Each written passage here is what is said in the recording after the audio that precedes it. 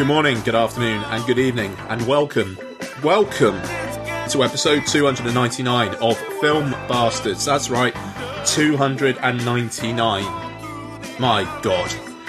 My name is Ian Loring, and as always, I am joined by Matt Foster. Hello, everybody. And Becky Foster. Hello, everybody. And can I just check? Do I sound loud enough? You do sound loud enough, yes. Okay, cool. I'm sat back now, so okay, good. So hello, one and all. Apologies for missing last week. Work got in the way for like the first time ever, which was fucking horrendous. And I don't know how. Mark has a management-y type role as well, and I already don't know how he does it. I drink a lot. Yeah, it's fast becoming my fucking way of doing things. I didn't drink last night, actually. I was proud of myself. So, coming up on... Sorry? Did you have the day off? Yeah, that's probably... Depressingly, that might be what it was, because I've got like fucking 7 in for tonight's podcast recording. I'm already too deep. I had a milkshake IPA that was on sale in Asda from Bad Co. Oh, yeah. Which was nice. Fucking lovely, actually. It was really, it was really good. I had that with dinner. That was lovely. Milkshake IPA and a green Thai curry, which was actually a pretty good combination. I thought you were about to say a green Thai curry IPA then. Yeah, I was about to go. That sounds fucking lethal. To be fair to Asda, though, like, I'm not a massive fan of Asda in general. Oh, got in it. But they have a good selection of beer. Cool. They do. Even you say that. They do, yeah. Not good enough to get me going more. It's fucking... I mean, like, it is mental that out of the major supermarket chains, they are by far the best. Like, Tesco are alright, and Sainsbury's are okay, but Sainsbury's never have any offers on them. No. Which is fucking infuriating. But yeah, no, I mean, Asda, fair... And I understand your position there, Mark, but, like, they ain't bad. They ain't bad. I mean, Jesus fucking Christ, they had... that 12-bottle mixed brew dog case. It was like the 12-bottle case for a tenner in there today. And they're usually like 15, 16 quid anywhere else. But anyway... You're running the full political spectrum with your beer choices, aren't you? From your Tory Waitrose delivery the other day to Asda. I have no allegiance. I go where voucher codes take me. Asda wasn't voucher code. It was the nearest supermarket to where Lottie and I went swimming earlier on. Did you go to the little family swimming trip? You and Lots? Yeah, we go swimming quite a lot. What's wrong with that? Oh, no, that's just really cute.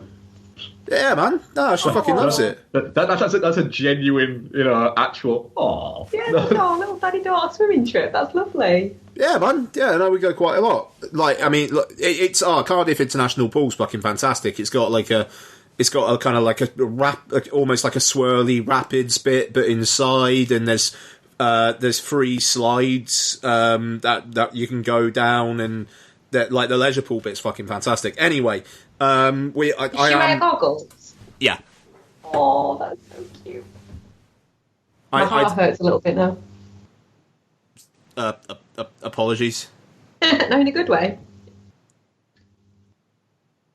I feel an uncomfortable silence from Mark.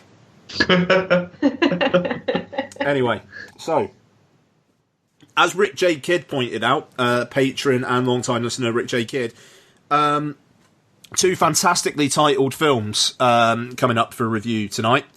I'm now panicking that it wasn't Rick.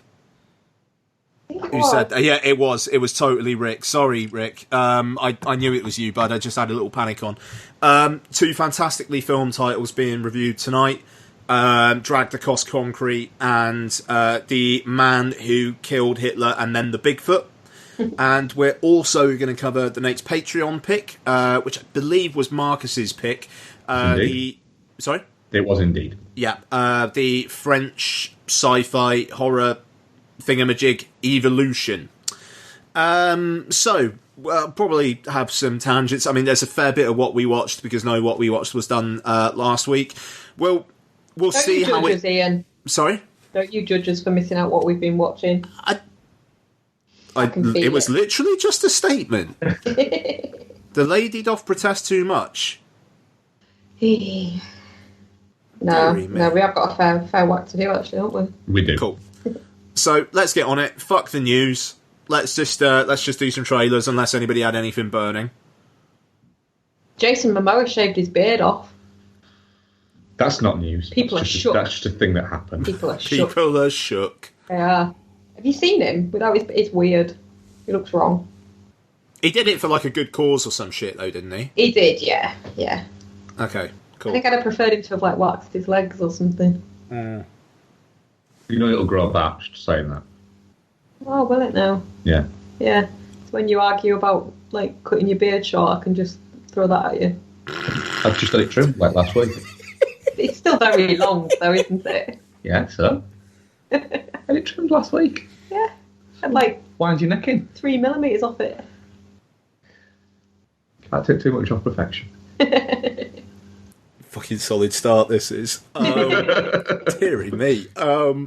Okay, so yeah, Jason Momoa and trailers. Let's do some trailers. What have we got? I feel like there's something.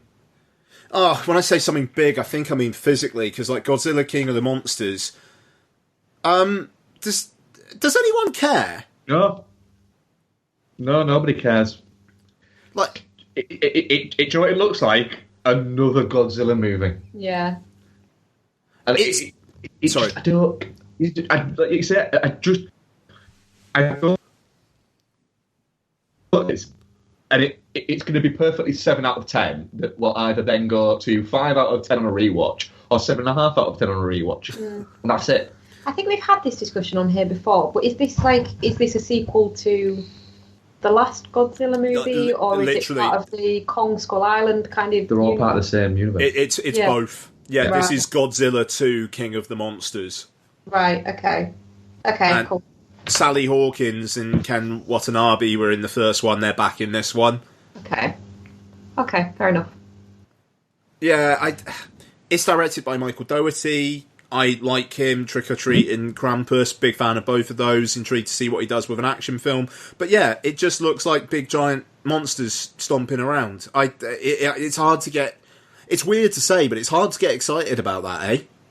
It seems a little bit like it's going to get lost in the flood a little bit this year. Yeah. There's no hook to it. No, Yeah. I mean, I suppose the thing it's got is that it's like kind of all of them, isn't it? Yeah, but I think that's a little bit too much. Possibly. I feel like they could have maybe just kind of gone with like the Kong Skull Island one. They could have just done a film about one of the other ones. There's enough Godzilla material out there. Yeah, it just all feels a little bit. I'll see it because I like the director. I like pretty much all the cast. So there's that. But I feel like it's just not gonna. I don't think it's gonna do badly, but I don't think it's gonna do that well either. It should be fine. Yeah, it should be there. Yeah, it'll exist. It'll be better than the first one. Yeah, it probably will be. It better be fucking better than the first one. Has a sequel already been greenlit then? Because there's Godzilla vs Kong coming out 2020 according to IMDb, and it's got Yeah. similar- Adam Wingard. Yeah. Yeah, no, that's all in development. Yeah. Oh, okay. Like I think that's like shot or shooting. I think they've started shooting. I think. You said it's in post production. Yeah, I shot them. Yeah, I mean, but that's the thing, and also Godzilla versus Kong, because like Kong Skull Island, Kong like is kind of a good guy, really. It's like other people, like humans coming into his turf, and then sympathetic humans are like, oh, actually, do you know what? You're a good dude. Godzilla, they want to team up with Godzilla to go after the other monsters. So what the fuck is Godzilla versus Kong going to be then?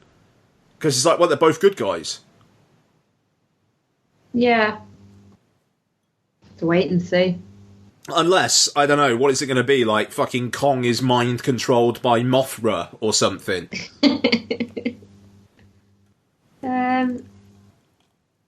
Yeah, I mean, the synopsis doesn't really give much away. The gigantic Kong meets the unstoppable Godzilla. The world watches to see which one becomes the king of all monsters. Cool. I mean, Godzilla in it. Godzilla's called King of Monsters. He's the king of the monsters, and he's got fucking blue fire breath. This movie doesn't come out for the year, and already I'm bored of it. But no, seriously though, Kong's just big. Yeah. Like, Godzilla, he's big, and he's got fucking fire breath. Yeah. Just roast that fucker. Like, Kong's not fast. Really big, though. I mean, he's really big, but just burn him. That blue fire, it's hotter than orange fire. That blue fire's hot. Did you learn that in GCSE science? I fucking learnt it through life.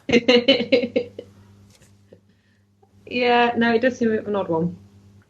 So, Godzilla, King of the Monsters. Looking forward to an apathetic review on that one. Kind of hope there's some original Netflix original out that week that we got some more mileage out of, but we shall see. What other trailers, guys?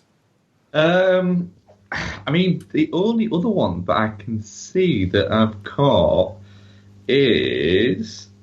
Because you need to tell us about what you thought about the second Hobbs and Shaw trailer. Because you were on last week. The only other one is the Gemini Man. Oh, fucking hell. Yeah. Yeah. Which looks... Thing is, it's an interesting premise that was done in Looper, but it's an interesting premise that was done in Looper. Yeah. 1997 called It Wants Its Trailer Back. Sorry. Yeah, it very much is like that. It does feel like the movie that someone made before Paycheck. But also as well, you watch it going, right, Will Smith. So it's Will Smith versus young Will Smith. The thing is, we've seen young Will Smith because he was Will Smith when he was young, right? Why is he playing him so lame? Why is the voice pitched like that? They need to sort that voice out. Yeah. I need to watch this fucking trailer now. Oh, have you not seen? Right, seriously, Becky, just watch it now. Just watch it now. We'll talk about... While you're watching it, I want to talk about a trailer. If that's all right. Yes. Right. Critic for Empire, Amon Warman, every year puts out a summer blockbuster trailer. He calls it the Amontage. That thing is fucking brilliant. I've not seen this. I'll have to get you to link me it later. Oh my god! Like seriously, fair play. Like it's been all over Twitter. Like David Ehrlich, I think writes for IndieWire, does like a massive like top films of the year kind of thing at the end of every year, and this feels of a piece of that, but as a summer trailer, and it is fucking banging. Yeah. And he's a lovely dude as well. Like the Twitter interactions I've had with him have all been fantastic in the past, and like it's really really good. I think he's A Warman with two N's on the end on Twitter, and fair play to him. He's been kind of like publicising it a lot, and I would as well if I were him. It's really, really, really cool when it gets you amped. And do you remember that like they had like they did these for like a few years, like earlier in the decade, I swear, where it was just like in every 3 months it would be like, right, the autumn of cinema, the winter of cinema, spring of cinema, summer of cinema, and it was almost just like a cinema industry ad for Sorry? Dude, I remember when Empire used to do every year, I think in like maybe February's issue or something like that. Back in the day, back in the 90s, you used to get a VHS with it 1 month that had a load of trailers for films that were out later on that year. Yeah, I mean, it's like that, but just Sorry, like... I can't search Oh, shush, Siri. It's like the average length of a movie trailer, but it's just like for all the summer blockbusters. And... it's fucking brilliant. It's really, really cool. And I just wanted to shout it out. And also, I've been listening to a podcast. He's on the Marvel Wrap, where they're going through every single film in the MCU. I've been listening to that. There's no way I'm going to get it all done for Endgame tomorrow, but I'm going to listen past it. So, yeah, he's a good dude. Really, really cool trailer, and I'm glad he's getting the notice from the people he's getting the notice from. Cool. And has Becky just walked back in? She's just coming back in now. Yeah, just to say the Empire magazine trailers thing. There's some of them on YouTube. Oh, really? Brilliant. Yeah, honestly, they used to come with the actual magazine. I think I actually might still have 96, 97, and 98, and it literally is just a VHS of 40 minutes worth of trailers. Bet you could sell those fuckers on eBay. That's the dream, isn't it? What? Fucking love trailers. I could sit and watch trailers for I used to 40 do minutes. trailer reels for when we used to do the movie night. You did, Oh, yeah? God, yeah. I used to make trailer reels. Yeah. I could send you some... Yeah, what do you think? I have less of an issue with the voice and more of an issue with the really terrible computer work they've done to his face on the younger version of himself. Mm. Why not just get someone younger who looks like him? Because it wouldn't work. It's the USP, though, isn't it? I mean, my feeling on this is that it's going to be a very, very, very generic story which Ang Lee has attached himself to, because it's right, I can have how much as a budget, I can do this in high frame rate, I can do this in 3D, I can CG the fuck out of Will Smith. Yeah, all right then. It's basically giving Ang Lee all the toys. And this is what we're going to have. And bad marketing has led to good films before. And to be fair, Ang Lee, his recent track record, I really like Billy Lynn's Long Half-Time Walk. That film is really, really undervalued. But this just looks... Just even the fact it's coming from Columbia, who I swear were the studio for these kinds of action thrillers from the late 90s. Yeah, they were. It feels like it is 1997. It's pre-Matrix. Isn't it Jerry Bruckheimer? Yeah, Jerry Bruckheimer. Yeah, Jerry Bruckheimer's producing it. It's pre-Matrix. It's starring Will Smith in an action thriller. Which, Enemy of the State was 98. Yeah. It literally feels like when this comes out, it's going to be, surprise, this is a film from 20 years ago, but we've replaced, it was originally Morgan Freeman in the Will Smith role when we CG'd him. Yeah. Yeah. It does look really dated, even just from the trailer. And yeah, it looks like it was shot on video as well. Which Michael Mann liked doing a lot in around that time. I mean, maybe more the early noughties, but he fucking loved making his films look like shit for a while. Yeah, he didn't do well with going on digital that early today. Oh, God. I mean, it's one of the reasons why I'm scared about rewatching Public Enemies, because I used to fucking love that film. And it's like, watching it now with that look... It's not as bad as you'd think. Really? Okay, that's... Oh, Gemini Man. Ian. Yeah? Originally conceived in 1997, the film went through development hell for nearly 20 years. Several directors, including Tony Scott, Curtis Hanson, and Joe Carnahan, were all attached at some point, and numerous actors, including Harrison Ford, Mel Gibson, Clint Eastwood, and Sean Connery, were set to star.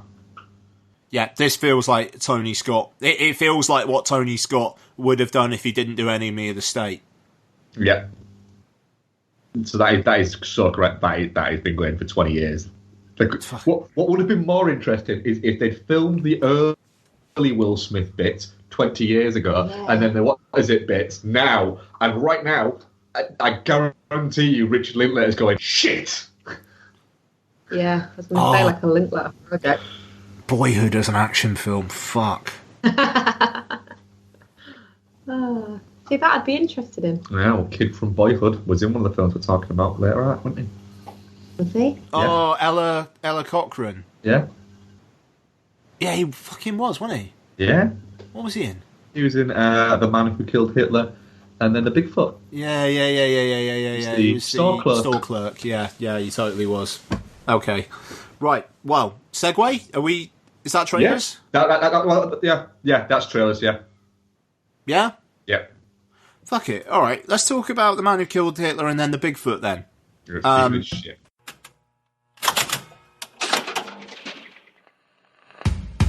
My grandfather used to tell me stories all about this one soldier. As he got older, the stories got stranger. Some I believed, others I don't know. But it wasn't describing a man.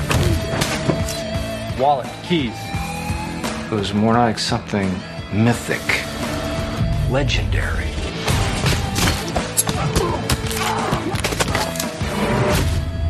You didn't pull any swords from any stones, did you?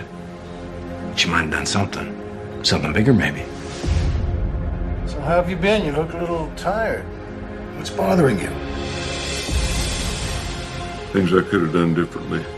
Regrets. I shot someone during the war. I never wanted that, even if he had it coming. And he did. Even though I didn't actually have it up who directed this, and his name's really long. It is Robert D. Kwiatkowski. Sweet. Starring Ella Cochrane in a one-scene wonder cameo, Sam Elliot, Ron Livingston, Larry Miller, Aidan Turner, and others. So, this is the story of a man, played by Sam Elliot, who killed Hitler and then the Bigfoot. Spoiler. But I suppose it's kind of more about that. It's about how his personal life has been impacted by the professional moments of his life and what he has lost out on personally because of his professional life, and how he basically tries to be a quiet, good man while having like zero kind of pride in his accomplishments. And it is an odd beast of a film. I believe it played Fright Fest last year, which with a title like that you would imagine it would do. And yet it kind of, for me, it kind of feels like that would have been the film of the weekend in any of the Fright Fests that I went to, quite frankly. And yeah, I'd still say it's a solid 4 out of 5. I probably wouldn't go any higher than that. Anyway, Becky, the man who killed Hitler and then the Bigfoot. What are your thoughts? I really, really loved it, to be fair. I thought I would. It wasn't the movie that I was expecting. But yeah, I think it was more the bits where it was kind of him pondering on his, kind of the bits where he's older rather than the flashbacks are the bits that are, obviously it's the main body of the film, but that's the bits that's more interesting. Like when he comes out of the flashback and you can kind of see this wistful look on his face.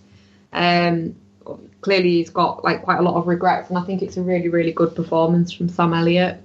Because it's a subtle performance, but I think not many people could get across the emotion that he does just by like twitching his mustache, which is it's a power play. It's a power play. Yeah, he knows what his strengths are and he's working to him. He's using that mustache right. Oh, like Sam Elliot, the actor. Sorry, I thought you meant the character. It was like he's the kind of character who like knows he has power but wouldn't use his mustache. But yeah, I think the stuff like the relationship stuff with his brother was really good. The bits with the girl, the flashback when he comes back and he's reading her letters and stuff, and then he dumps all the stuff in the bin, and you're like, "What are you doing, you mental? She's waiting for you." And then it turns out that she's actually died, and it's just a bit heartbreaking. Because he's cursed. He is cursed from that crazy man with the razor. His shave. Yeah. That fucking moment where he is on his knee with the ring, and she just says, "You better catch up." Oh god, yeah, that's awful. You're like, just turn around. Like, I did not expect this film to do something like that, and I think the film is titled in such a way that it's making you think that it is something else. Yeah. Even though I do also think that maybe has relegated it to it's straight to rent or buy on iTunes, which I think is a shame, because I almost think if this film was titled differently, and even though maybe it's just 10 years ago this would have got a theatrical release, maybe now this is just this film's home, but it feels rough on it because it's got a moment like that. Like, the moment like that is of a piece of Sam Elliott's last, like, image in A Star Is Born. In terms of sheer Sam Elliott adjacent character gut punches. That hopeful little look on his face as well when he's waiting for her to turn around and she doesn't. It is heartbreaking at points. Absolutely. Mark, thoughts? Again, it's not the film I was going expecting. It's not. I mean, The Man Who Killed Hitler and then The Bigfoot is a very Corman-esque title, and it screams genre pick. And then when you get into it, it starts off and you're thinking, this is very genre picky. You've got costumes and it's staging, and it's going to jump around. We're going to get to see him killing Hitler, and then we're going to get to see him going after the Bigfoot. That is what you get, but it's not that genre-y. Those things are kind of incidental within it, aren't they? It's like you say, it's more about the character and how he deals with how his life's gone. Yeah, what he's missed out on. And so, and as well, I thought it was very interesting the fact that I was assuming it was going to be an alternative history movie. Yeah. And it's not. And I love the fact that they cover that, and it's such a throwaway moment, and it's not a big grand gesture. It's just they had other, what is it? So they just used them. I think one blah, and then one was shot himself in an act of cowardice. Yeah. And it was very much right. That was really fucking well dealt with. Actually, that's just good writing. I liked. Sorry, like the. Ron Livingston already kind of suspecting this, his reaction to it, but then the French, or like the French Canadian guy who's with him, who's like, sorry, this is World War II? Just trying to like, he's so far behind the other two in comprehending what this actually fucking means. Yeah, because Ron Livingston's character clearly knows it. Yeah. Well, he doesn't. He says he knows it because he was told it by his granddad. Yeah.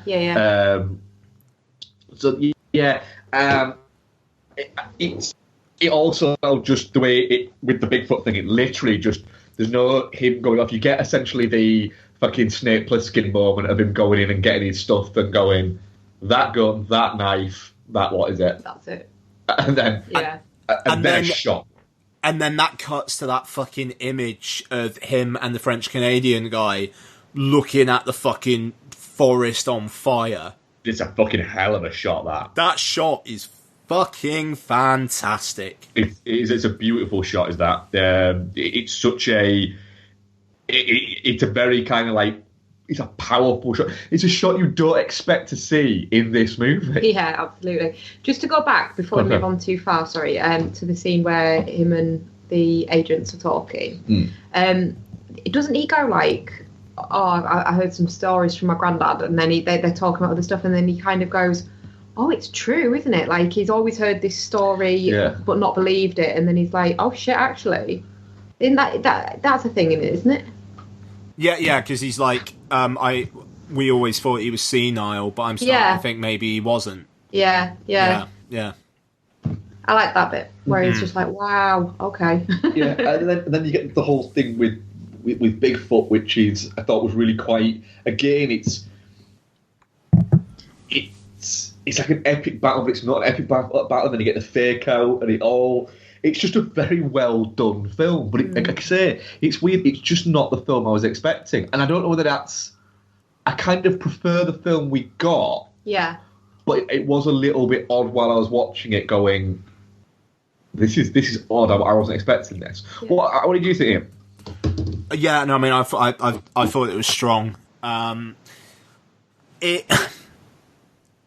it got to me more at the end when I realised what it was, and like you say, it's just like when you're watching it, it is a bit trying to put the pieces together and what exactly is fucking going on here then. And I think on a rewatch it would go up once you know what the film is. Because like you say, at the start, it kind of does look like it's going to be a man on a mission film. You got him kind of like kicking the ass of those guys trying to mug him, and you got the back in the day kind of like infiltration of the Nazi compound bit. So it does kind of make you think, oh, okay, it's going to be what the title is, but it hits you with the quieter stuff. The scene with that guy, like, basically cursing him is, like, that then starts to go into, right, what is this then? And then the relationship with the woman and how that builds, and how he's constantly unlucky and kind of saying what he wants to say, and then, you put the pieces together, and then by the end, knowing that literally everything is cursed and she dies, the fact that she dies, like, you get the revelation that she died, and then later on you see the last scene of those two together, just to compound that. It's just like, right, that doesn't feel manipulative. Because his character's not defined by that moment necessarily. At that moment, you don't think he is. Anyway, it's just like, he loved a woman and she... I am right. I just want to check my thinking there's correct. It's like, at the funeral, Larry Miller's like, he loved a woman and she died. And then like a couple scenes later is their last scene together, and then the kind of realization that he never got to propose to her. Yeah. Yeah, so that's it. It's like, all throughout the film, it's what happened to this woman, and then it's, oh, she died. And I'll be honest, when he had the moment where the kid gave him the dinosaur, I thought that was his kid. I thought it was jumping around in time. I didn't get that was his brother. Ah. So then, like, and I don't know whether that's just me not following the film closely enough, but it was almost faking me out that, okay, he left, went to war. They had a kid, and but maybe that was just me not following correctly. I will say, I watched this on my phone this morning while Lottie was like messing about on the PlayStation. Every now and then she asked me something, so it might be that I missed a couple of things. But yeah, by the realization, it doesn't feel cheap. There's some stuff in Dragged Across Concrete. It doesn't actually, yeah. There's some stuff in Dragged Across Concrete which I thought was emotionally manipulative in a way that this could have been if it had handled things differently. So I think it's kind of interesting we're actually reviewing both these films for that, actually. But yeah, no, I thought it was a really, really strong piece of work. It's a rare lead performance for Sam Elliot, and he fucking knocks it out the park. Even though I think Aidan Turner is very good as well. He is really good, yeah. He's that bit where he's putting the gun together is ace. I like that, where it's all just clicking it together as he's walking towards the office. I like that.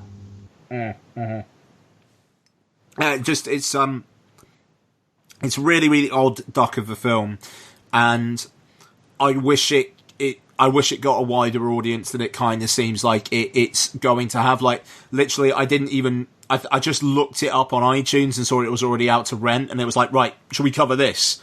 Just because it was like, fuck, this is out. So it literally just dropped. They kind of it did few, but also it dropped online at the same time. Yeah, it's like you say, it's an odd one. You don't expect a film with as much heart as this has from a film titled "The Man Who Killed Hitler and the Bigfoot." You kind of, you hear that and you kind of go, "Oh, this is going to be a bit silly," and it isn't at all. No, yeah, it's spot on right there. I just liked the whole kind of like the origin of the Bigfoot thing and why they need to kill it. Like, this is basically the source of the plague. And it's gotten brave, and if it fucking reaches civilization, everyone's fucked. Like, I like that. You're like, you've never seen Bigfoot as like a harbinger of doom before. It's just like a monster. But then I like the way that Sam Elliot plays it, that, you know, like, he doesn't want to kill him in the way that he does. But he, you know, yeah, he says, doesn't he, oh, this isn't how I wanted it to go, or something. Yeah, no, exactly. And that's the thing. I mean, even from the kind of the genre viewpoint, you imagine a Fright Fest audience are basically like, and, you know, I was totally one of them, and if I was there and I had a few drinks, I probably would be as well, but you're fucking like, go on, fuck it up, let's get some gore. And then it's Sam Elliott going, I didn't want it to be like this way.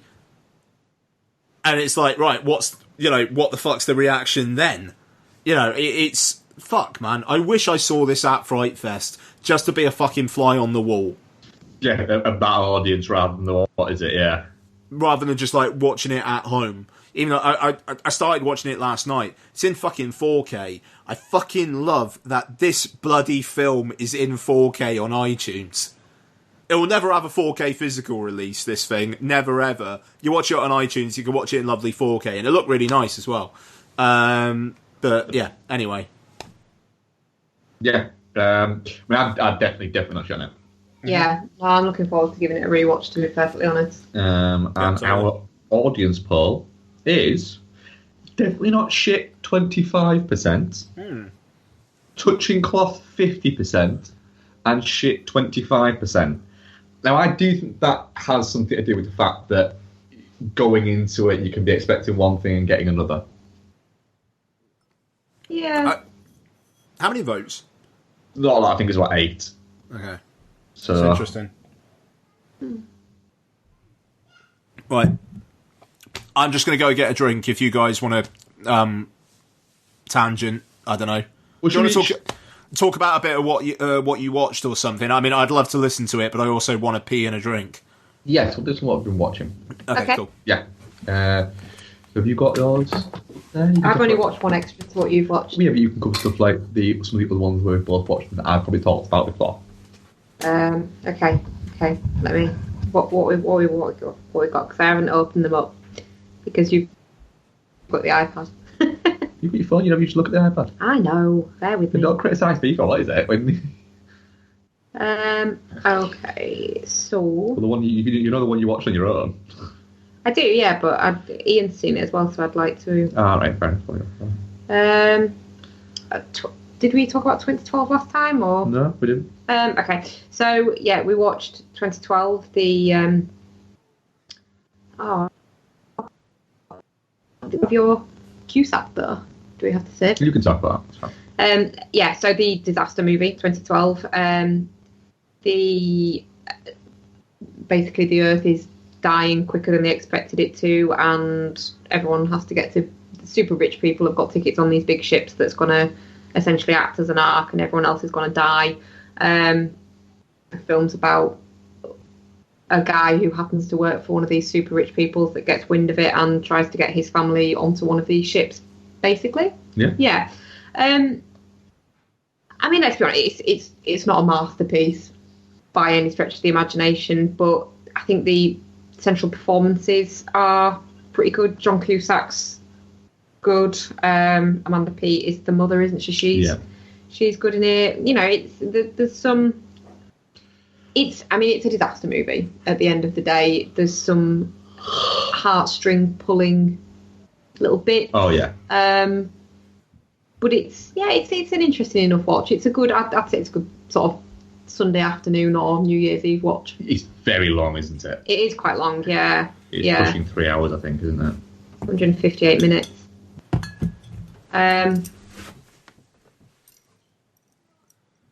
But yeah, I enjoy it. We'll watch it again, but it's never going to be like. It's never going to make you kind of change your worldview, is it? No. What else we got?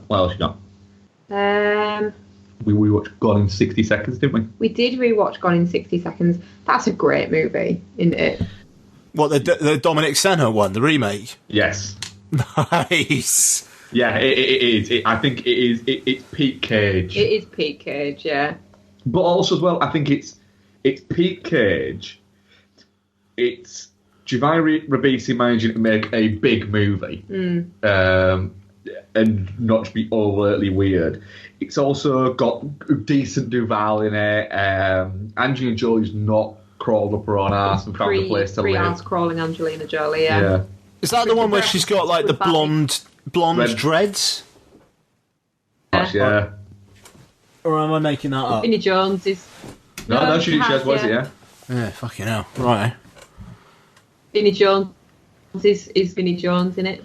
Yeah, they managed to go, do you know what, we've worked out a way to get Vinnie Jones to be bearable in something. We'll just not allow him to talk. Fucking hell. Sorry. Yeah, it's an exciting film about stealing cars in one night. That's all there is really to it in the Yeah. story. Have you guys had Brooklyn Naranjito? Yes. Yeah, they're not lying when they say orange pale ale, are they? Fucking hell, man. Not far off a fucking glass of Tropicana, that. It's orangey, isn't it? It is very orangey. It's like I was drinking a tropical IPA called Juice Springsteen on Saturday, which was very tropical. It was very. It tasted like it had a zing. It tasted like if you ate all of the tropical opal fruits at once. God, sounds fucking amazing. It was actually quite nice, actually. You could do one that Ian's also seen as well now. Okay, and yeah, I'm right in thinking you've seen The House with the Clock on Its Walls. Yeah. No, I took Lottie to see it. We left halfway through, and I had to pick up the rest on iTunes. What did you think of that? Yeah, I thought it was all right. I don't know. It's a bit of an odd duck. I thought it was all right. Yeah, I mean, why? What are you guys thinking? I didn't watch it. Matt didn't watch it. Me and Isabel watched it. Okay. I really enjoyed it. To be perfectly honest with you, Yeah. it's okay. I quite like Jack Black doing these kind of slightly dark kids movies, and then they feel like kids movies that we would have had when we were younger. Just having that sort of element of scariness to them, and I mean, it's not super scary. It's not like up there with those kind of movies, but it has got a slight sort of sinister edge to it. Kyle MacLachlan basically looks like a zombie when he comes back, doesn't he? So, you know, I think it's good, and it's quite earnest. But yeah, I really enjoyed it. Yeah, it's I don't know. It was interesting because like I'm quite glad we left when we went to see it in the cinema, because Lottie just literally left because she's very, very empathetic, and she got upset that Jack Black was annoyed with the boy. But then after that, it does get a bit more sinister, and like the stuff at the end, like okay, fair enough. That's why it's 12A, because I think prior to that, the first two acts are like, yeah, this is pretty PG stuff, and it's fun, but like the level of menace to it isn't quite there. But I thought it amped it up in that last act. Yeah, I mean, I thought it was fun, and it's produced by Amblin. It does feel like an Amblin film. Whether it's particularly notable, maybe not. But if it was this or Death Wish, I'd still probably say this out of the two Eli Roth films last year. That's kind of fucking messed up that two Eli Roth films came out last year and they were those two films. Yeah, it's a bit weird, actually. Have you got any you've watched on your own? Yeah. Just the one, actually. I watched. I know that you've not seen this, but I know Ian's seen this. I watched That's My Boy. Oh God. Oh, the Adam Sandler, Andy Samberg film. Yeah, right. So this film is. I like this. 7 years old. Yeah. Right. And I watched it going, yeah. Yeah, I can see now why Adam Sandler only makes Netflix movies now, because there is no way this could have got released now. You know, it literally is a movie movie about a kid who essentially abuses him, really. Yes, it's considered every boy's dream within the movie world, but it is like she does kind of take advantage of him, and then we end up with this. What is it? We end up with Andy Samberg's character coming out of it. I actually quite like that spot. Like, it's stupid. It's incredibly stupid, actually, but it's got it's a right level of just sheer oddity to it, in the sense that you've got that what's his name, the Milo Ventimiglia character, where for some reason halfway through they completely change his entire arc, and he becomes literally a different character that makes all of the other stuff he's previously done make zero sense whatsoever. But the bit where he literally starts hitting himself in the crotch before they're about to start wrestling is just a bit mental. The Adam Sandler voice is odd. The tattoo, the fact that Vanilla Ice just appears randomly. Yeah, it's a really fucking odd movie, but actually, again, I kind of quite got on with it. But I think it was the movie, I think, where Sandler decided he had this and Jack and Jill, I think, in the space of about 10 months. Yeah. And it was them where he went, do you know what? People aren't going to watch my movies in the cinemas anymore. That run that I've had for what was getting on for like 15 years has kind of gone now. And then that was around the time where Netflix went, right, we're going to give you like $100 million for 5 movies. And he went, yes. Because I ain't got 5 $20 million paychecks left in me. But you're going to give me $100 million. When was... What the fuck was it called? The Ridiculous 8? Ridiculous 6. The Ridiculous 6. When was that? That will have been... Like 2014, 2015? It must have been like 2014, something like that, yeah. Ridiculous 6. 2015. Yeah, okay. Because he had Grown Ups made money, Jack and Jill didn't make money, Grown Ups 2 didn't make money, but then, like, Blended didn't make money, I don't think. Yeah, fucking hell, he had a bit of a rough patch there, didn't he? Blended did make money. Yeah, but this didn't make money. That's My Boy did not make money. And I think Pixels bombed as well, didn't it? Yeah, Pixels didn't do very well. Fucking hell, man. Yeah.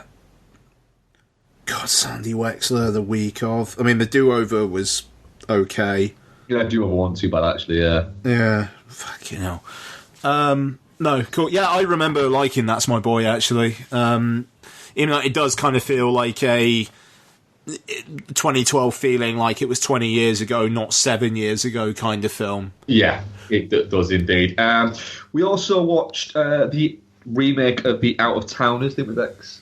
Yeah, we did. With so directed by Sam Weissman. Cedric the Entertainer? No. It is, yes. Oh, it is, yeah, okay. Yeah. Steve Martin and Goldie Hawn, and John Cleese is in there as well. It's one of those weird things where it doesn't quite. It's not as good as the original. It's not as good as other Steve Martin pictures. And so, what else he did with Goldie Hawn? Was it the? He's done a couple of things with Goldie Hawn over the years.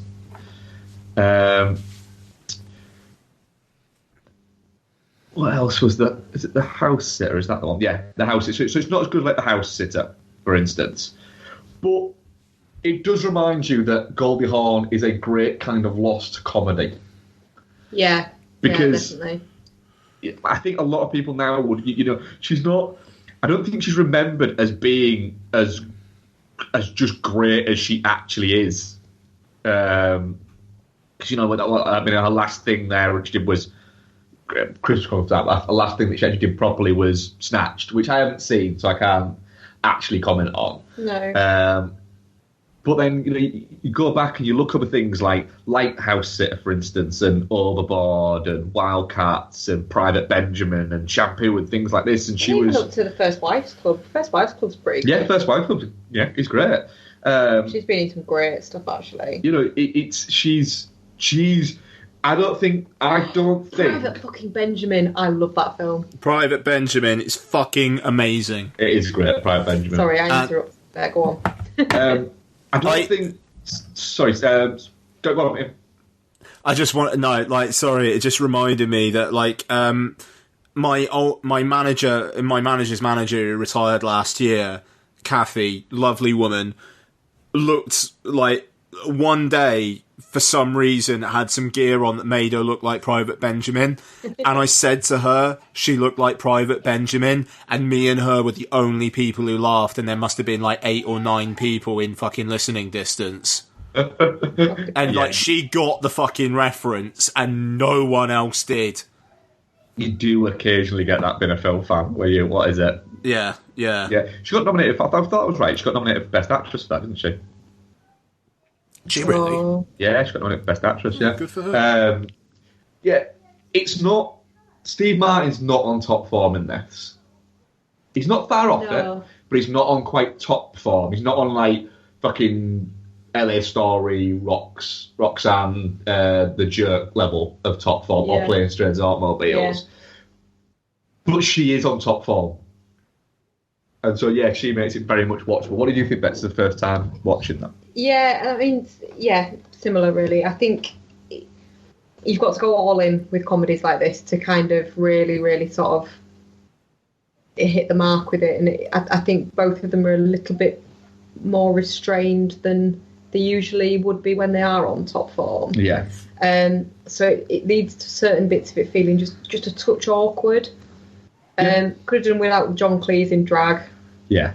But yeah, I mean, Goldie Hawn is just at this point just a really supremely charming screen presence to have around. She's just adorable, and you really kind of.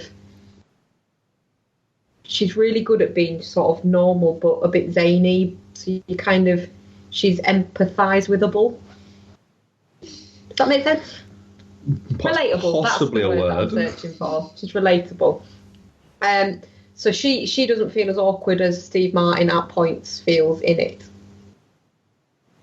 Yeah? Yes. Okay. What else? Oh, we also watched final one from us, Incarnate.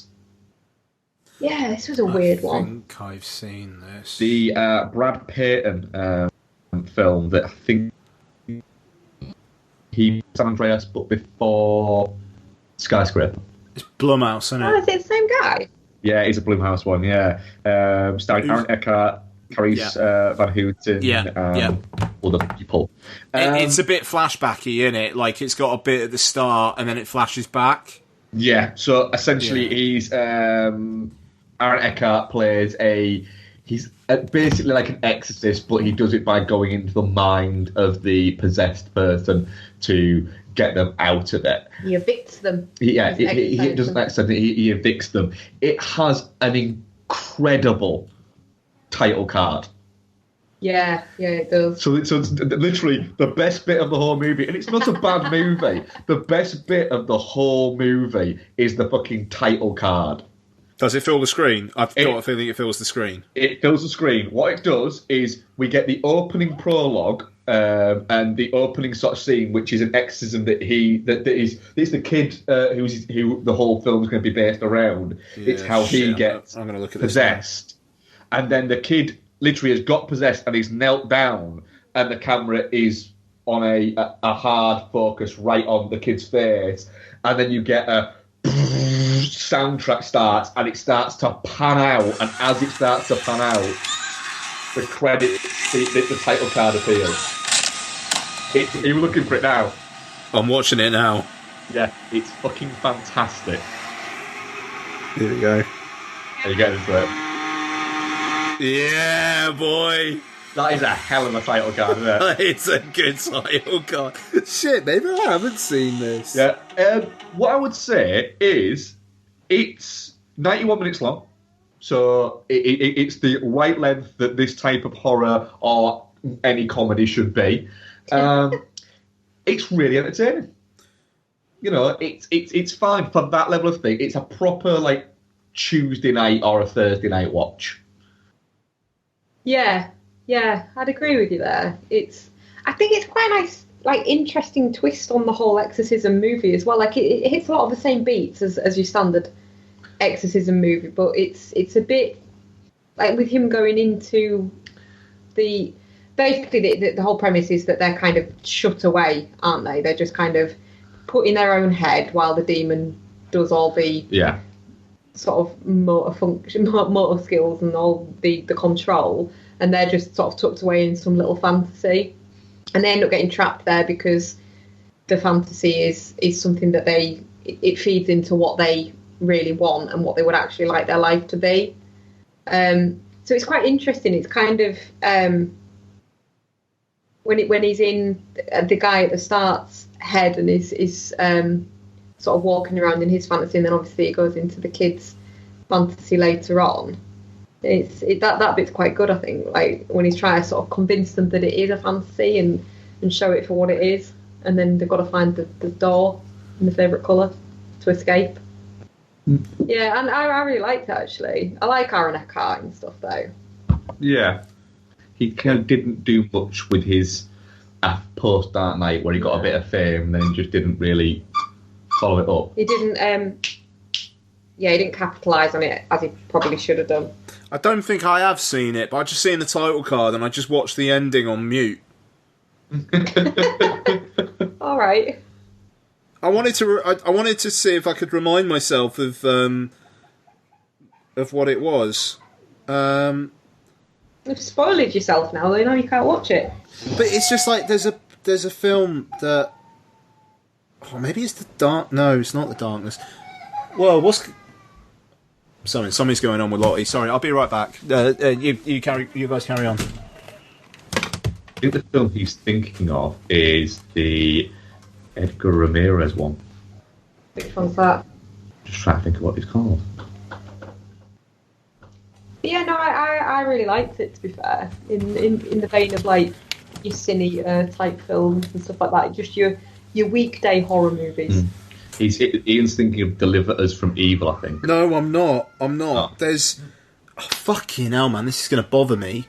It's a horror film set in a house. It's got a one-word title, and I swear it's a Blumhouse. It's all good. You guys carry on. I need to fucking... This is going to do my nut. That was it. That was our last one. Oh, shit. All right. Who the fuck was in it? All right. Well, should we talk about Dragged Across Concrete?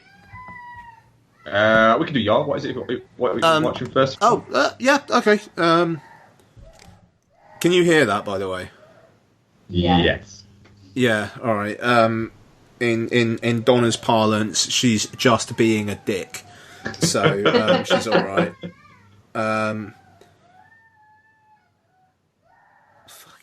Kid.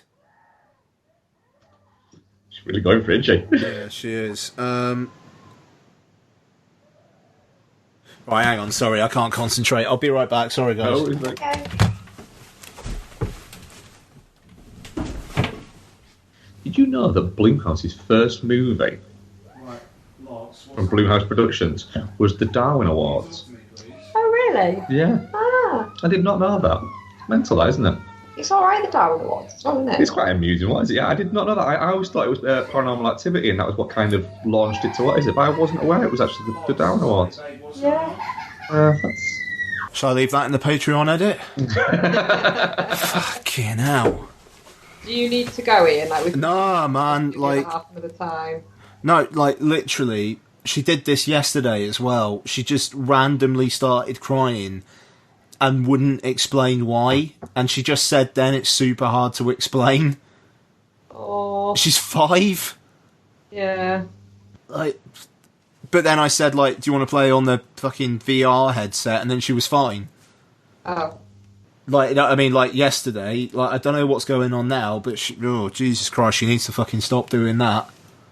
There's nothing, like, honestly, there's nothing wrong. They were painting downstairs, like, 10 minutes ago, so I don't know what the fuck's happening now, but she's... I think she might be a little bit spoiled, and that's our fault. Anyway, so, what have I been watching?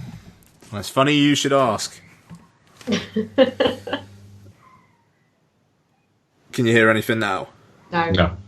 Alright, cool. Like, she's downstairs. Like, I've got a feeling the old mic would have picked that up. So,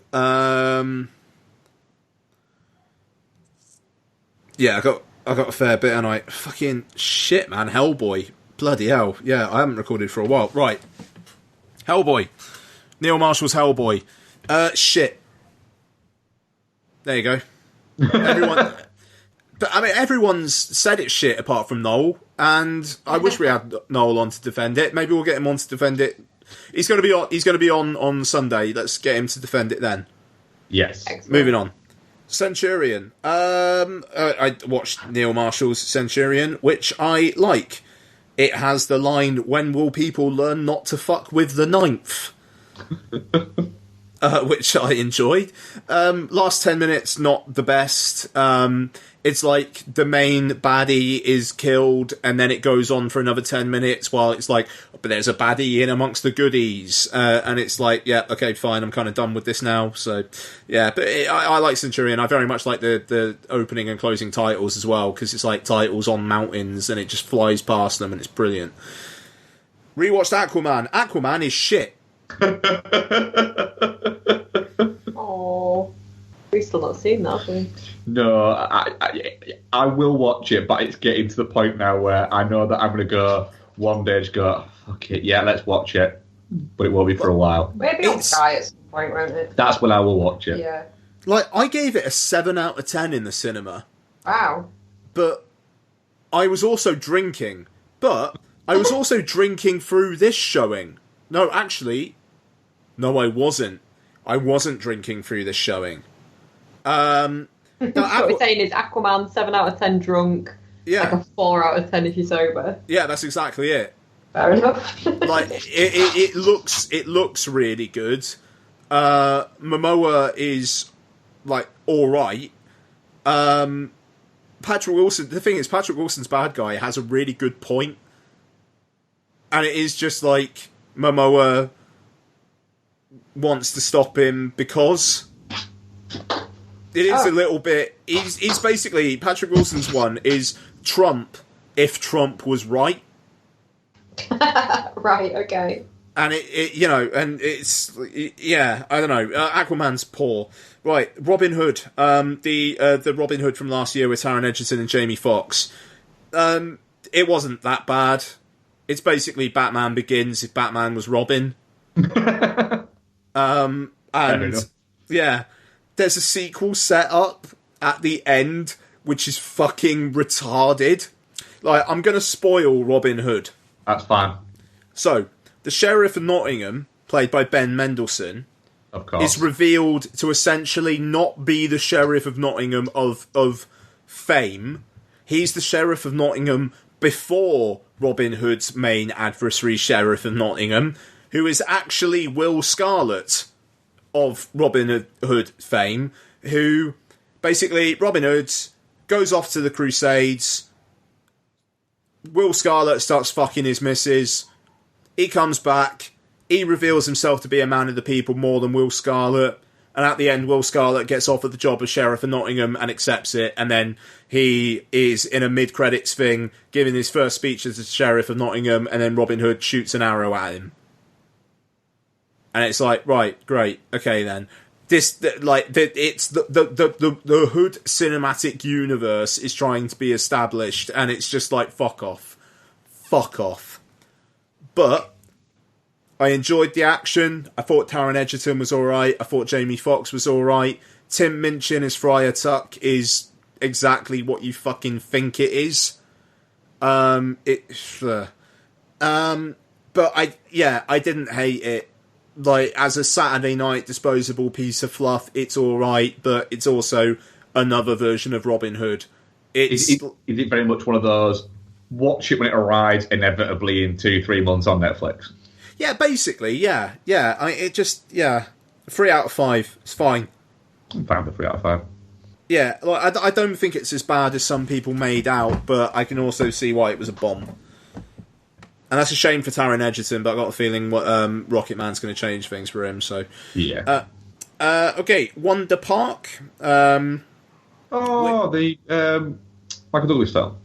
No, the animated kid film about animals running a theme park. Oh, right. So not yeah, cool. Yeah, carry on. No, I watched this with Lottie. I'm fucking glad you said that one.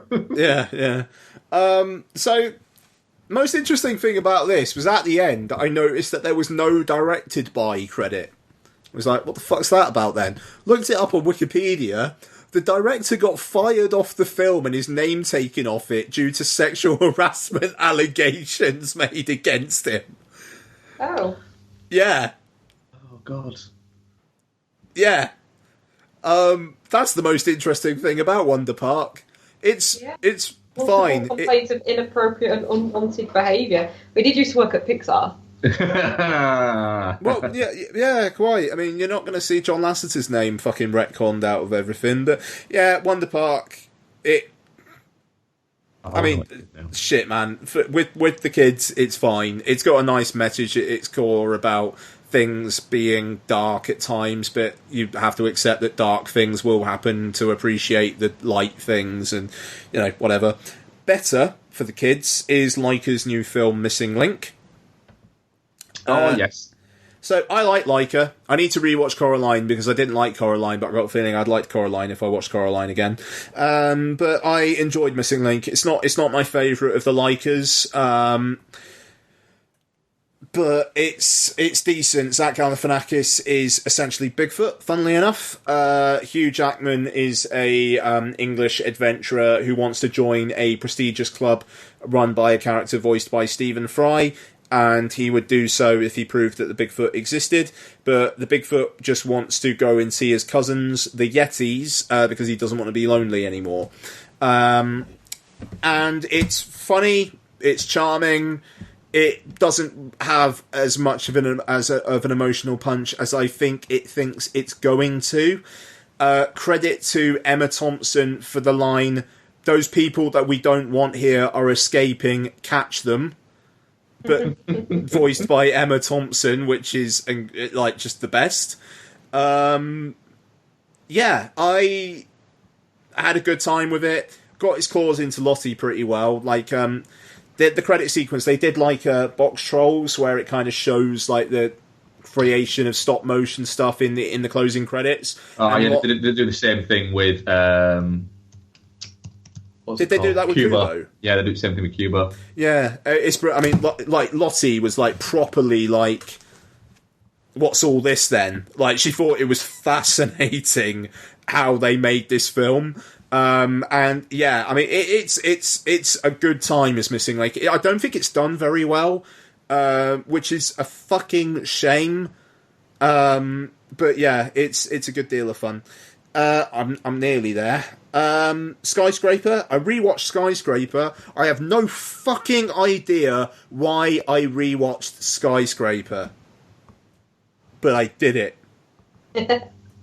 I didn't mind Skyscraper. I didn't mind Skyscraper, but I've watched Skyscraper twice in less than a year. Yeah, that's possibly excessive. That's not something I do. That film. What was it? What did you watch it on? Now TV. It's on Sky Cinema. Yeah. You see, I could probably watch that at some point quite soon, to be honest again. Thing is, right, it's 89 minutes before credits. 89 minutes. And I remember that we were saying around about this time last year, we had that bet about, I was thinking it was going to be well over 2 hours long. Mm. And you were like, it'll be 107 minutes, if I remember correctly. It was 107 minutes, yes. Yeah. And 89 minutes before credits. And the thing is, this film needed to be longer because it is literally sold on you will follow Dwayne Johnson because he is Dwayne Johnson and he has kids and a wife. Like, True. the character trait of that guy is he has kids and a wife and a missing leg. And that film's marketing, you look at that film's marketing now, that film is predicated, the money shot of that film is Dwayne Johnson running along a fucking girder or a crane and throwing himself at a building. Yeah. Which is just the most CG blue screen thing ever. When a film's selling point is that, maybe we should realise that that film is probably not going to be great. If that is the best thing that they've got to sell the film. I'm fine with it. I mean, fine with it. Not, I will rush out and go and see that. That looks like a 5-star action blockbuster banger. No, that correction. If literally the only bit they showed the trail was just that shot of him running along that crane and jumping, and then then literally as he jumped, it just went black screen and just said skyscraper, summer 18. I'd like, yeah, that's it. I'm there. That's all I fucking need. The thing is, Mark, you are the human embodiment of the bit on the Venn diagram, which is just nowhere near the fucking Venn diagram. I will take that. Oh. He's right there. Yeah. He's right there. I'm a smudge. I feel like I'm being harsh tonight. Smudge. You're not a smudge. You're a delightful human being. Thank you. Yeah, Skyscraper, it's just utterly inessential, and which is a shame, because it was an original, I mean, it was derivative as fuck, but it wasn't based on existing IP or a sequel or, you know, any of that kind of stuff, and yet it was that, and I just think that film's a shame. But the How Did This Get Made episode on it is spectacular. Yeah. Yeah, strong How Did This Get Made. Not as good as the Geostorm one, because it's Jason Matzoukis just shouting Geostorm at people, which I just want to do for the rest of my life, to be honest. But yeah, Geostorm. No, Skyscraper. Sorry. I should rewatch Geostorm, though.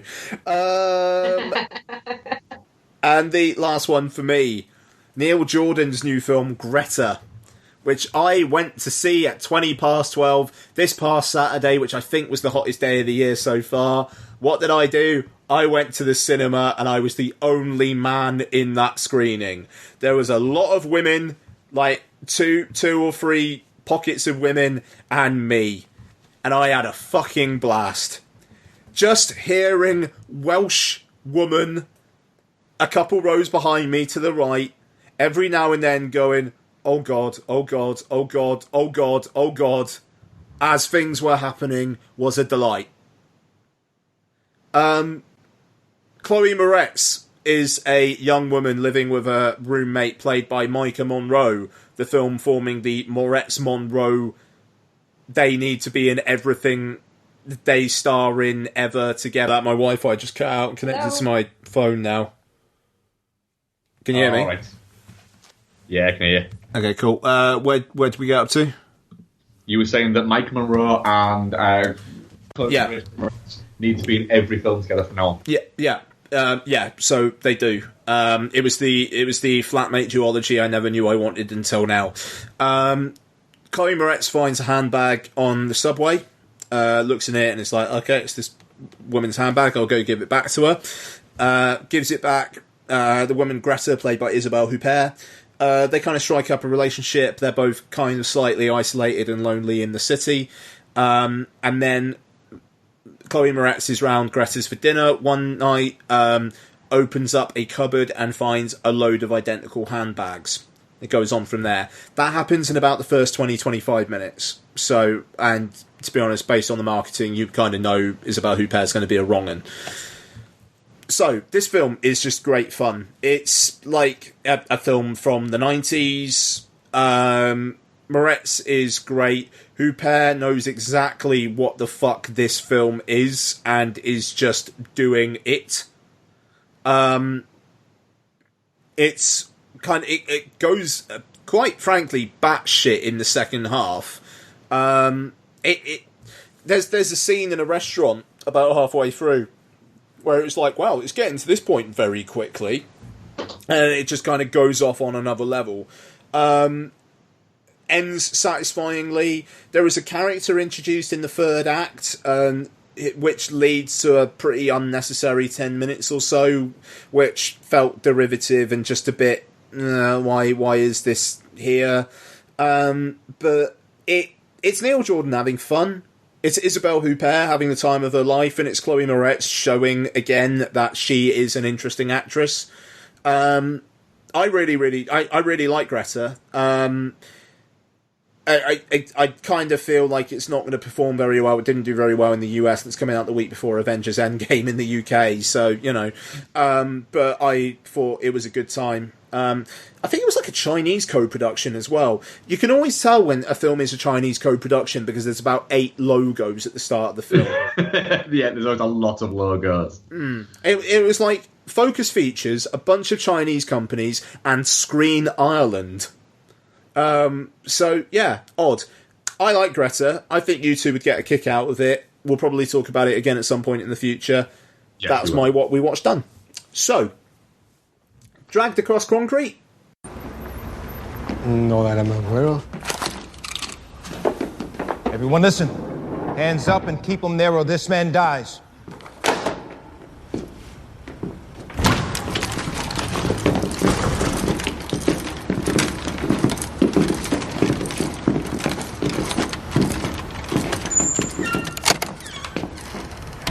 Keep your hands raised. Cooperate. If you make any sudden moves, you will be executed. If the police show up, everyone will be executed. Do not prioritize money over having a heartbeat. Do you understand? Yes.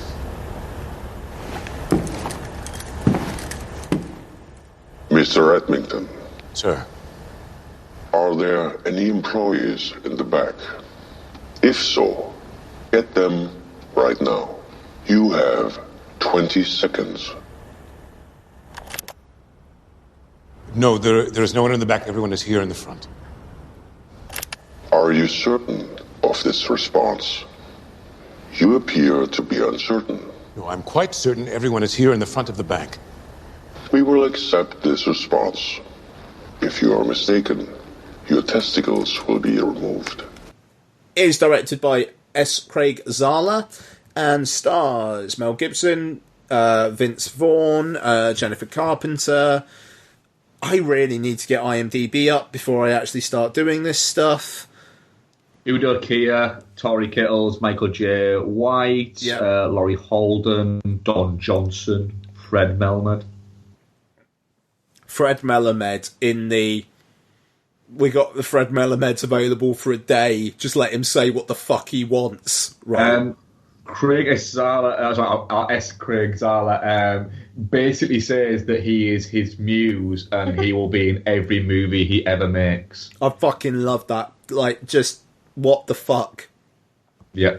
That guy is like the most weirdly, intensely nice manager. Like, just...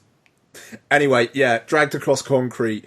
This is, I mean, like, the only other thing that this needed was, like, a psychotic Rosamund Pike to be just the peak Mark nip. So, I need to hand it over to Mark. Mark, Dragged Across Concrete. How racist are you?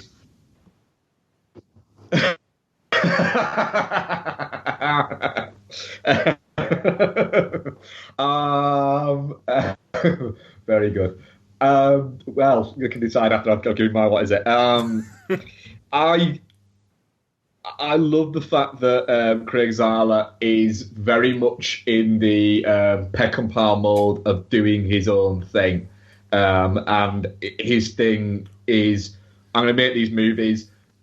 I don't care about the how they're going to be perceived. I don't care how you view me. I don't care how you view the characters. I'm not here to pander to you. This is what I've written. I'm not saying these are extensions of me. I'm not fucking Woody Allen. I'm Sam Peckinpah. That's what he's saying, and these characters are characters that he has written. Doesn't mean they're his voice. He's not that type of auteur. I also do like the fact that he clearly enjoys poking at people and going, "Don't like this, do you? Don't like these guys, do you? Don't fucking like these. Don't like these. Yeah, he's a prick, he is. Don't like these." That's what he does. He's not showing you nice people. He's showing you unpleasant people. Yeah, he's not putting them in front of you and going, "I'm showing you this because I approve of these people's behaviour." He's just putting them in front of you. He's saying, don't root for these guys. I'm going to give you reasons to root for them. Vince Vaughn. Well, that's what I'm saying. He's saying, I'm going to give you reasons to root for them. But should you? Well, I think that's what he does. I also think he very much sets his own pace. He's not going to try and rush you through it. I mean, apparently the whole thing was that the studio said, give him Final Cut, and then said to him, right, we want you to cut it down to we're going to give you 130 minutes. Cut it down to that, and we'll give it a big wide theatrical release. But we need to take, first of all, like that 20 odd minutes out of it. And he went, no. I said, right, well, we're just going to put it out on straight to VOD and cinematic release at the same time. And he went, I'm not taking a minute out. I've got Final Cut. And that was literally just the end of the conversation. And there you go. I think I can see why people won't get on with it. I can see why it will prickle the wrong people. I just don't care about those things. I agree with what Ian is going to say about a certain character. It didn't bother me as much as it clearly bothered Ian, but I can see why it bothered Ian. I'm fairly certain I know which character it is. That's why I'm saying this. I'm fairly certain you know as well, because you're saying you know why it bothered me, even though a part of it was that. But we'll get to it. Yeah, but I also agree. I also agree that it didn't necessarily need it. It's Gibson in great fun. I know we're kind of not really allowed to like Mel Gibson, but he's very good when he's very good. And I know that's like a bit of an oxymoron, but he is very good at this. And yeah, I'm going to stop talking for a minute now because I spoke too long. I think it's an incredible piece of work, and it's Craig Zahler. It's 3 for 3, but not just 3 for 3 really good films, 3 for 3 absolute fucking bangers for me. He is anything he does, I'm interested in. To the point where I'm actually going to order a load of his books because I want to read his books as well. Because if they're anything like his films, I think they're going to be fantastic. I've not got an awful lot to add, to be perfectly honest. This is not a film that was made for me by any stretch of the imagination. It's a hammer blow of a film. It's unapologetic with its. I don't mind violence in films, but oh wow, well this is tame in comparison to Brawl. Yeah, I do want to watch. Have you not seen Brawl? Oh fuck! Lex hasn't seen Brawl yet. No. Yeah, no. I mean, like he's right. And I will watch it, but for instance, I will never watch this again. I've watched it. I will. I respect what it does. It's essentially going, and what I was going to say before is it kind of goes back to what we were saying. I can't remember what other film it was about, but it kind of presents, these are bad guys, but there's elements of them that are good guys, and it kind of presents the humanity of them. Every horrible person has a nice side. Every nice person has a bit of a nasty side. People are blends of things. So I respect that it luxuriates in its runtime as well. It just kind of gets there in its own sweet fucking time, and it is long and it feels long at points. But I respect it for that. But this was not a film for me, so I'm not going to say much about it, to be honest. The Jennifer Carpenter bit was fucking horrible as well. Got shot in the face. Got shot in the face. Let's just talk about the Jennifer Carpenter bit.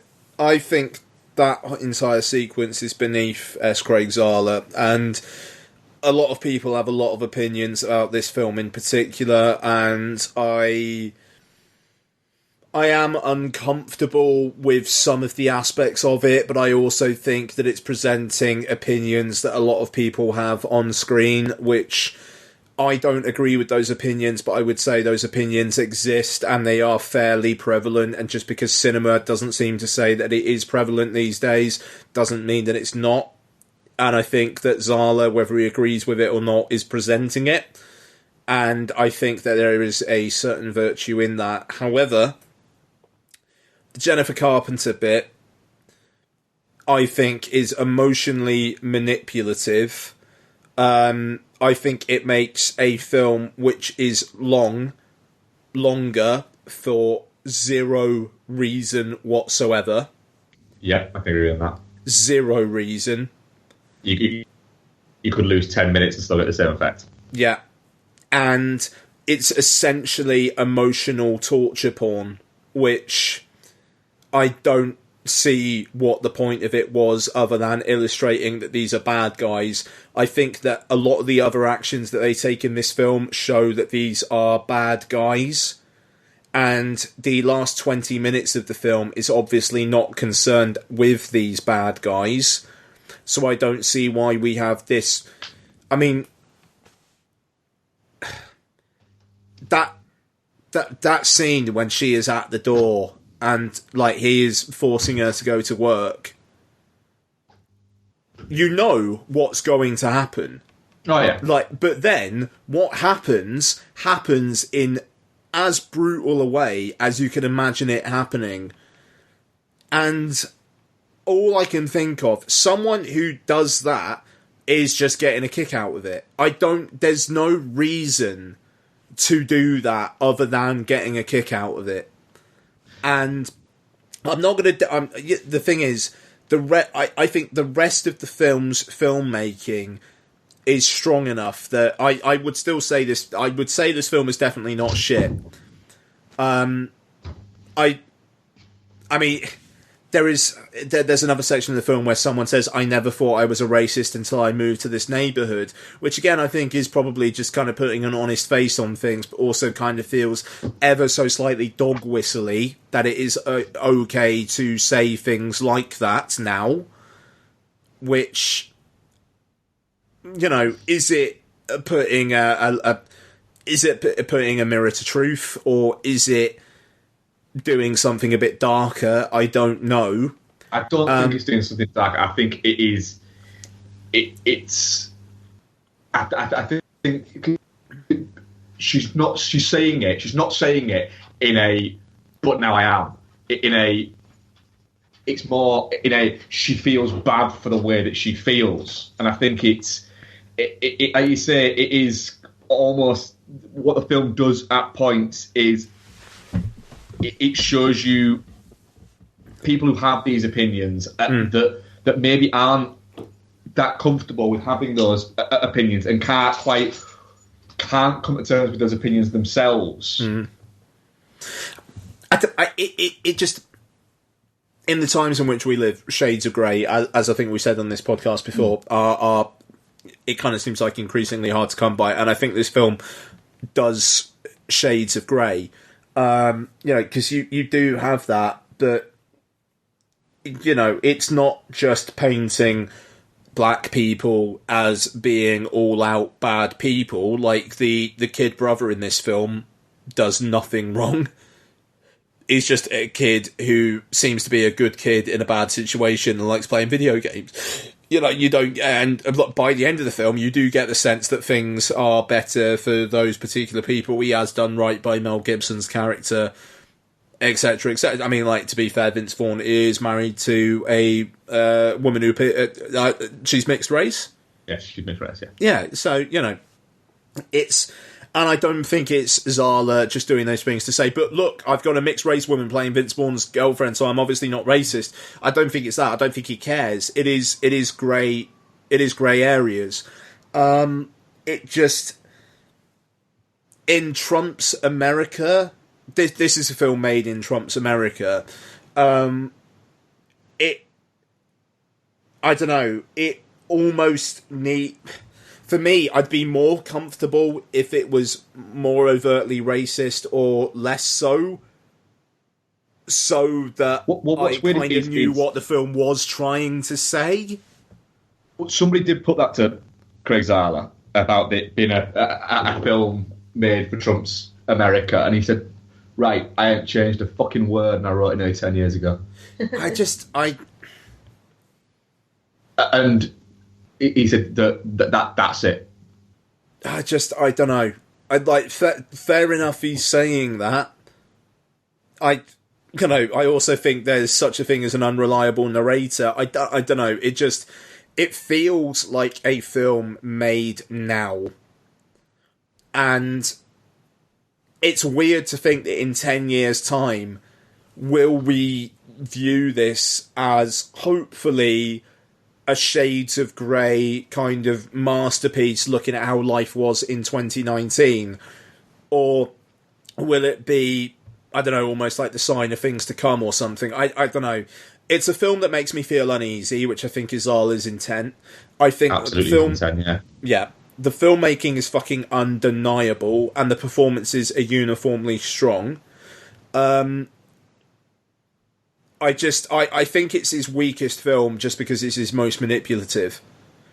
He's without question a provocateur, without question. Yeah, no, and not in the way that like fucking Gaspar Noé is, or yes, which is exactly what I was about to say, but not in that way. As in more a way that he shines a light on the people that Hollywood doesn't like shining lights on. Yeah. Yeah, that's totally he shines a light, and he doesn't just shine a light on them like some people would, where they'd be peripherals within his movie. He shows them as the fucking movie. And I think that the danger we've got is that with the way that the film's made, it's like if a film doesn't conspire to the moral compass of the further left, then therefore it's right. And we shouldn't be doing this because it's right. Whoa, hang on a minute. It's a film. And it's not saying these guys are right, or it's not saying, but have you thought about these guys' opinions? It literally is a film, and we need to. There's a point. Like this surprisingly deep moment in Long Shot that we talked about last week. Yeah, where it's like you can be a nice person from this side, or a kind of bad person from this side. Yeah, I think that, I don't know, I think people have got their panties in a wad because I think if this was shit, it wouldn't bother people. If the film was shit, I don't think it would bother people. Yeah. Films that get under people's skin and get a reaction out of people tend to bother people, and it tends to make them lash out for reasons for why they don't like it. I would say too violent. It's a film that would be in the official competition of the Fly Over America version of Cannes. Yeah, but the thing is, it's no more. That's not a bad thing. Yeah, you look at Bone Tomahawk. He literally portrays the Native Americans as savages in that movie. And it was lauded. Yeah. I'm not saying that I agree with any of the points that are made in the film. What I'm saying is I think I want to live in a world where I can watch Craig Zala do a film that is that fucking good, because I don't have to empathise or agree with the characters.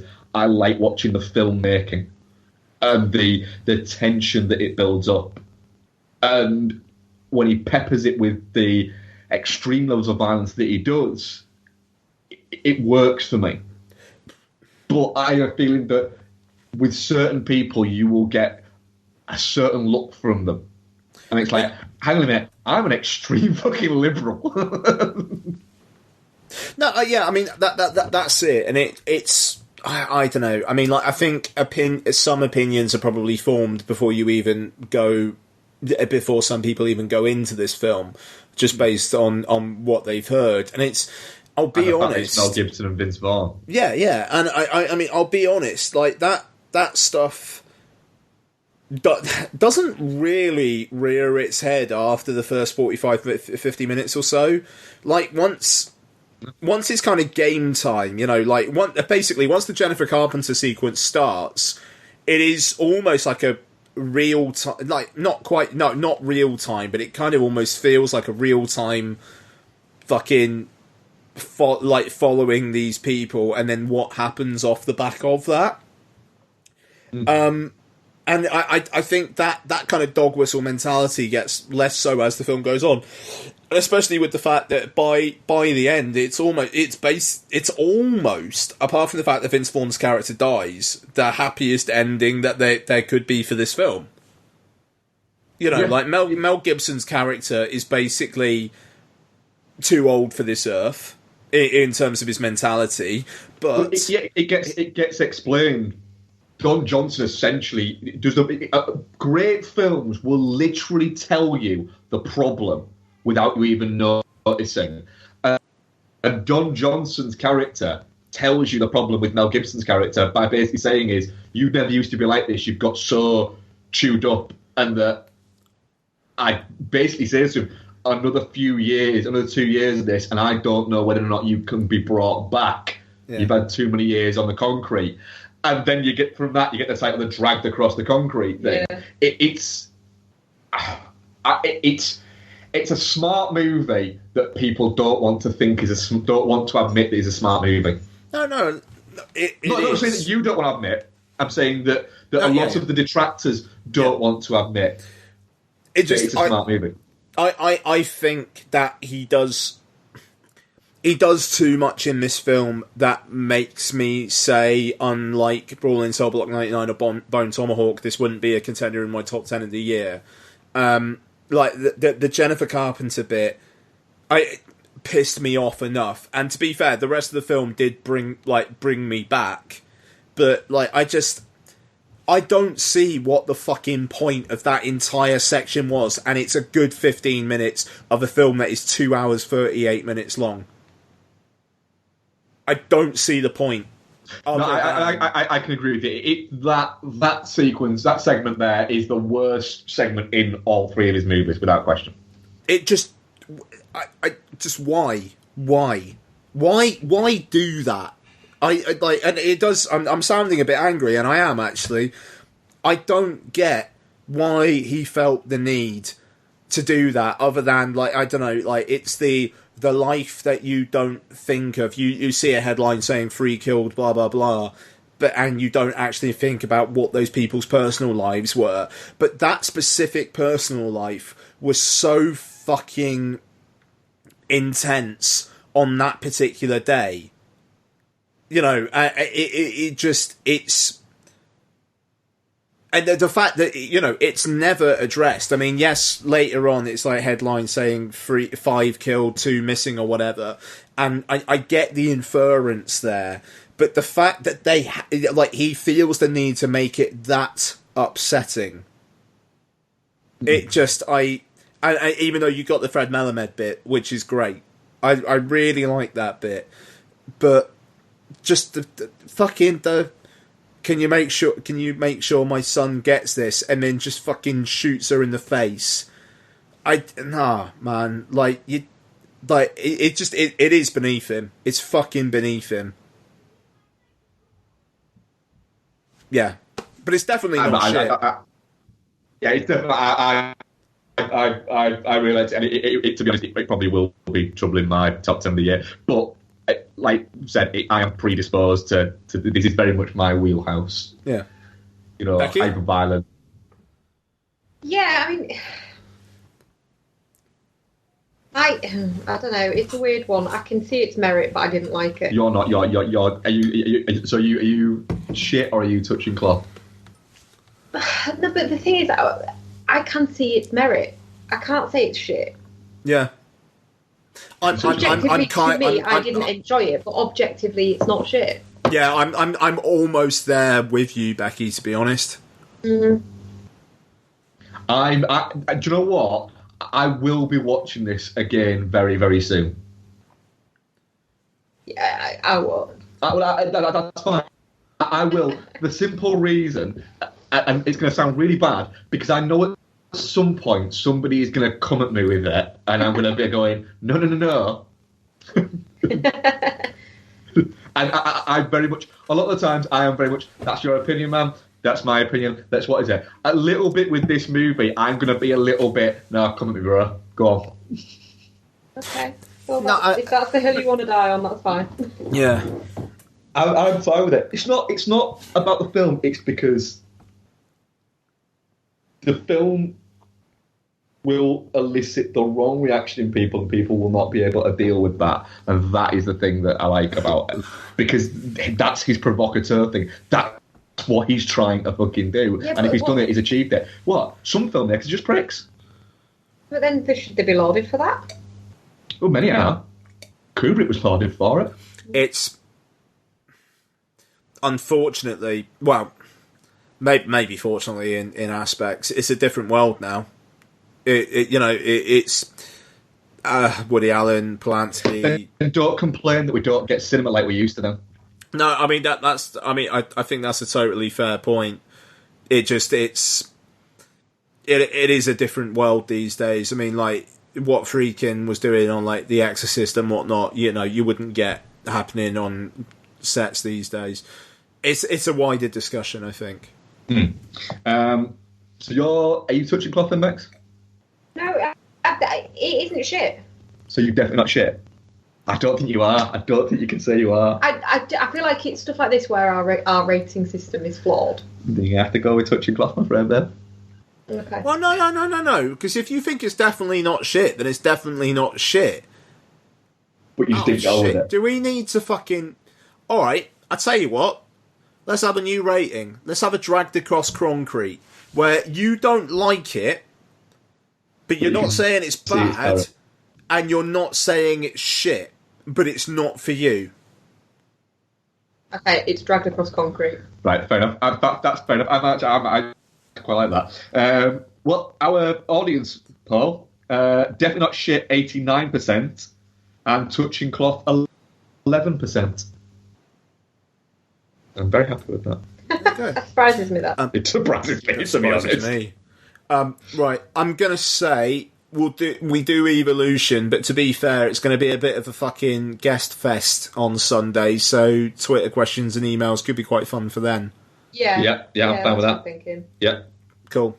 Alright, so I'm going to try and fill as if my life depended on it, unless anyone else happens to have the IMDb for Evolution. I do, yes. Okay, Evolution. Patreon pick. Marcus Izu, Evolution, directed by... Lucille Handanovic? Handanovic. Yeah, I'm saying Handanovic because that is a footballer who plays for Inter Milan, and that's how you pronounce the name, and I'm pretty sure it's the same spelling. Sweet. Yep. Okay. Which Ian informed me earlier today that it's Gaspar Noé's wife. Interesting. It is. Directed by the wife of Gaspar Noé.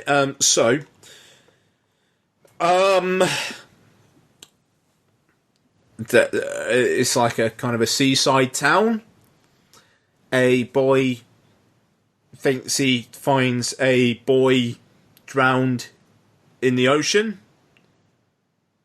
There isn't one, but there's a starfish. And then boys have experiments done on them. And there's a bunch of androgynous women doing the experiments on them. Is that about it? Right? It's a really weird one to explain the... I've been trying to kind of... Because we watched it... Was it last night? Night before? Night before last. and it's the kind of film you come out the other end of and go, huh, so that happened. I didn't dislike it as such, but it's one where you kind of, you have to analyse the stuff that I've sort of seen about it, the analyses that I've seen of it, is that the women are not human. They use the little boys to breed their race, and then the boys die. It's like the sirens. So the boys are human. Yeah. That they nick from orphanages or whatever. Yeah. And then they're not experimenting on them. They're implanting them with something that grows into the women. Ah. That makes total sense. Yeah. The fact you had to read something to tell you that, yeah, I think probably says something about the film. Yeah, I would say so. I think the again, what I read on it, this isn't coming from me because I don't know an awful lot about starfish anatomy, but I think the starfish are relevant in the. What are you laughing at? Just of all the odd things that get said in our podcast, I'm not an expert on starfish anatomy.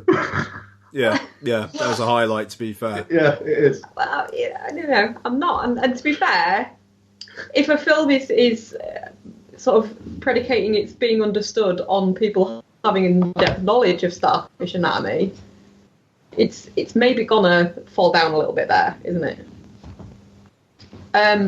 So, yeah, apparently starfish can breed asexually by sort of shedding part of themselves, and then it'll grow into another starfish. Oh, right. That makes more sense. No, they don't fuck their own, like, chopped off arm, you weirdo. And I think that's maybe what the starfish imagery is getting at, is that they put a part of themselves into the boys. That makes sense. Yeah, again, makes sense. Yeah. And then takes over, and what is it? That no, it doesn't. It doesn't take over. It grows, doesn't it? Yeah, it grows over, and yeah. But that makes sense. I think that's why they're feeding them that disgusting-looking seaweedy shit in the hospital. Yeah. That does make sense. I think that's what it's getting at. What bothers me is it makes me feel dumb when I have to go and read an analysis of a movie to get it, and I'm not dumb. What I'll say on it is, because what I'll say is a little bit like with you. Mm-hmm. Not for me, but I did enjoy watching it, if that makes sense. Yeah. In the sense that it's very pretty. I had no idea what was going on at all. I did at one point think, have I missed a big bit of this? Mm-hmm. I think you maybe did fall asleep. Did I maybe fall asleep? I'm not sure I did. I think so. I what makes me think he did is because the cat was watching the film with us, wasn't he? Yes, he was. And at one point I turned over and he had his hand on your eye. He does that a lot, though. I just kind of sit there. Yeah, but you weren't even, like, flinching. And he was flexing. Yeah, he does that a lot. I just don't like moving at the moment because he's dying. Yeah, let's not dwell. Oh, I'm sorry, guys. I'm sorry to hear that. Sorry, yeah. No, it's fine. But yeah, I think I would like to rewatch it. To be fair, I would like to rewatch it and really fucking concentrate on it.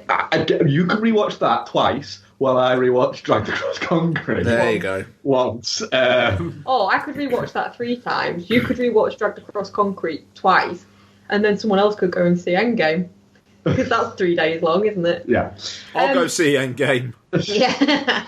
That's fine. But I would like to rewatch it and just kind of, having read about it, I think I wish I'd read about it and spoiled myself before watching it so that I could have appreciated it without kind of sitting there confused. It reminded me of Morabito, But no, but I fucking love Morabito. What is it? The Japanese horror movie? Yeah. Sci-fi. Morabito's not as confusing as this. No, it's not. But I had a similar vibe. And I really like Morabito. So I think they're supposed to be like, the ladies are supposed to be like a water-based life form, hence the suckers. Yeah. And the breathing underwater, obviously. And then, yeah.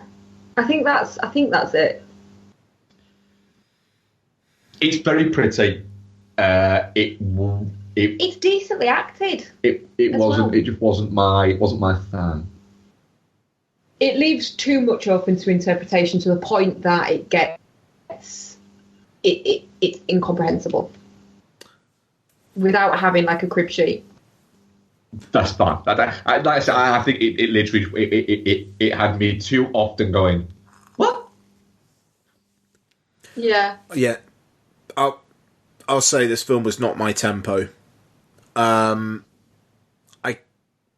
I kind of feel like what Noel felt like when I gave him the Greasy Strangler for playing it forward. Yeah. Where I'm gonna be honest, I didn't get on with it. I watched it in quite a few parts, and it's only 80 minutes long because I found it a real struggle to get through. And I'm pretty sure that if I tried to watch it all at once, I just don't think I could hack it. I thought that some of the imagery, like the body horror aspects of it are just not me, as has been documented in the past on this podcast. Yeah, I couldn't see what the fuck was going on for a lot of it. It's a very dark green film. Has a very specific palette, doesn't it? Yeah. And wasn't aware she was the director who did Innocence. You are. Yeah. Like 2 films in 10 years or something like that. Yeah.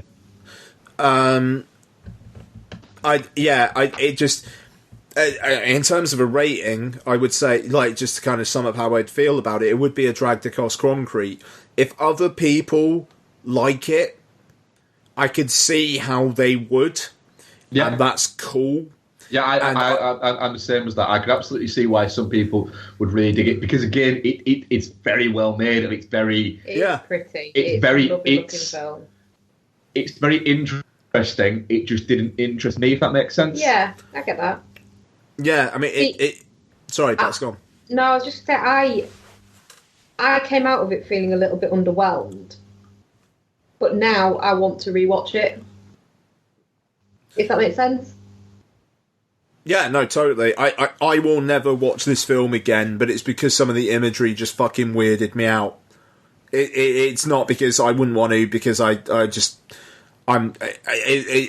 was, yeah, I don't know, like, aquatic life kind of just is odd to me. And the whole kind of sucker thing, just nah. And that bit with the fucking baby thing, no, just nah. It's why I don't, I like a lot of Cronenberg stuff. I like Rabid or Shivers or The Brood. I kind of wish I'd never watched those films. And the Moments of Evolution kind of had that same weirding out effect on me, which is impressive. Yeah. But it doesn't mean I like it. That's fair enough. Yeah. I'm sorry, Marcus. I'm sorry. Understand that. It's a drag to cross concrete. I think we were all looking forward to watching it, and I would never have watched it, and I'm glad I've watched it now. Yeah, fuck yeah. No, I mean, like, more than happy to have watched it. Like, it just... And it's not like we're shitting on it. It's not like a patron has said, watch this film, I think it's really interesting, and we've said it's shit. I don't think it's shit. It's emphatically not for me.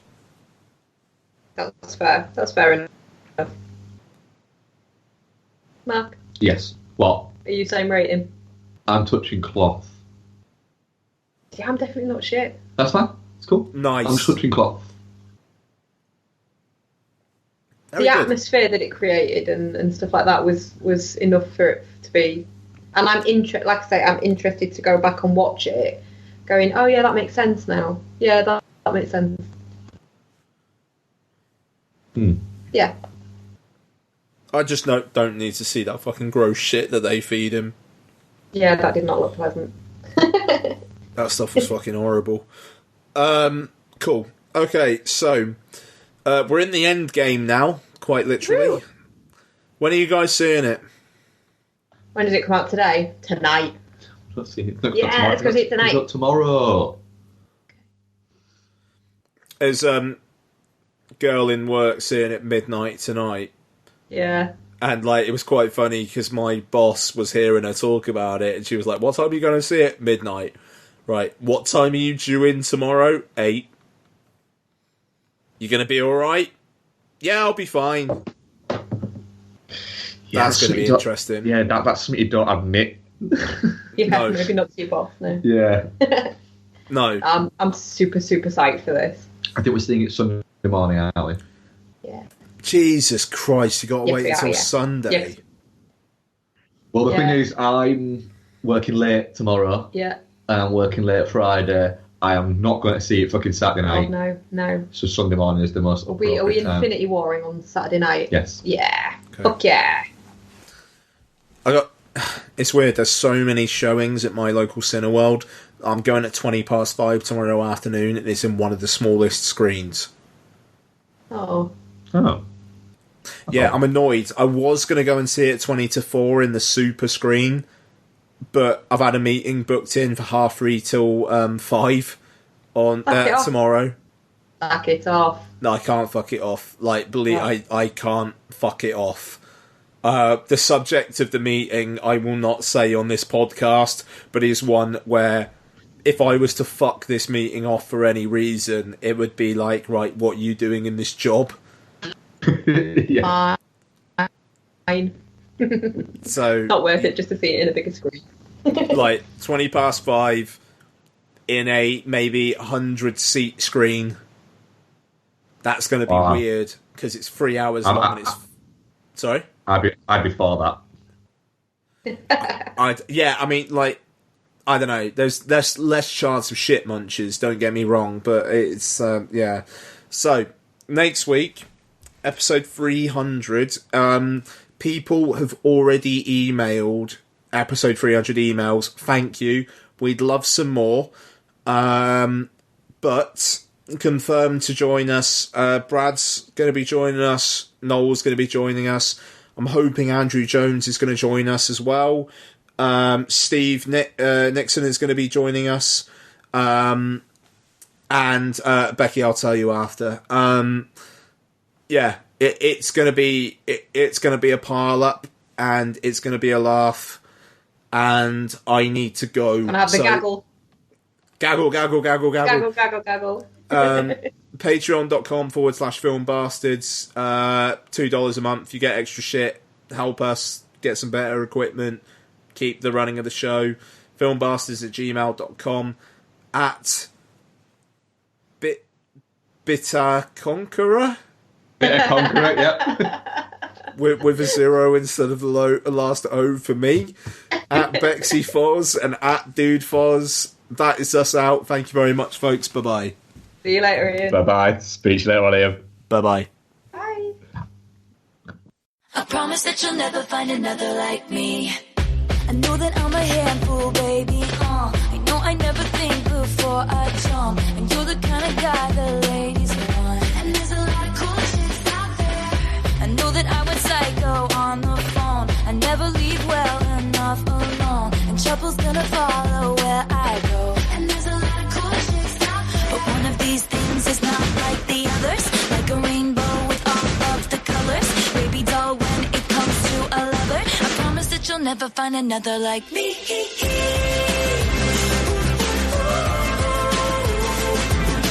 I'm the only one of me.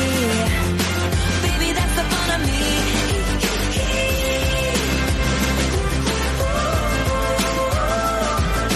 You're the only one of you.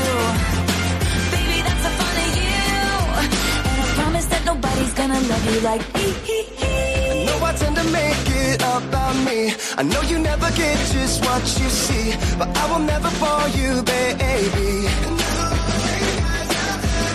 And when we had that fight out in the rain, you ran after me and called my name. I never wanna see you walk away. Cause one of these things is not like the others. Living in winter, I am your summer. Maybe dull when it comes to a lover. I promise that you'll never find another like me.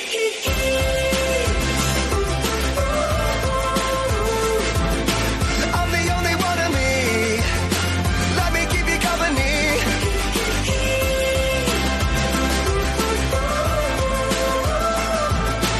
You're the only one of you. Baby, that's the fun of you. And I promise that nobody's gonna love you like me. Hey kids, Spelling is fun, girl, there ain't no I-N-T. but you know there is on me. Strike the band of 1, 2, 3. I promise that you'll never find another like me. Girl, there ain't no I-N-T. But you know there is on me.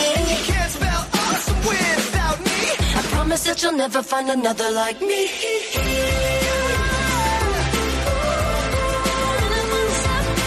I'm the only one of me. Baby, that's the fun of me. Baby, that's the fun of me.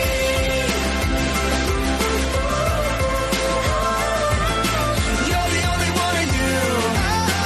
Baby, that's the fun of you. And I promise that nobody's gonna love you like me. Girl, there ain't no I-N-T. But you know there is on me. I'm the only one of me. Baby, that's the fun of me. Strike the band of 1, 2, 3. You can't spell awesome without me. You're the only one of you. Baby, that's the fun of you. And I promise that nobody's gonna love you like me.